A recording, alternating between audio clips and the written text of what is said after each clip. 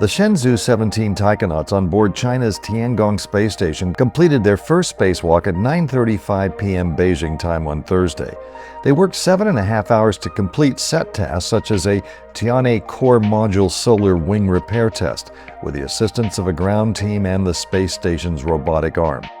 Wang Yanli, director of the Astronaut Select and Training Department of the China Astronaut Research and Training Center, described the nature of the work that was performed. 维修的操作，这次要求的对位精准性要求非常高，所以它对航天的操作的精准度，以及航天员的这个对工具的使用的熟练度要求是比较高，还要做地面和天地的交互确认，确认我们的位置怎么的。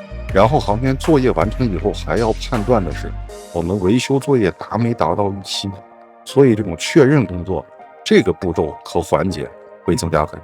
In the future, the Shenzhou 17 crew will complete a number of planned space science experiments, technical tests, additional spacewalks, and the installation of extravehicular payloads.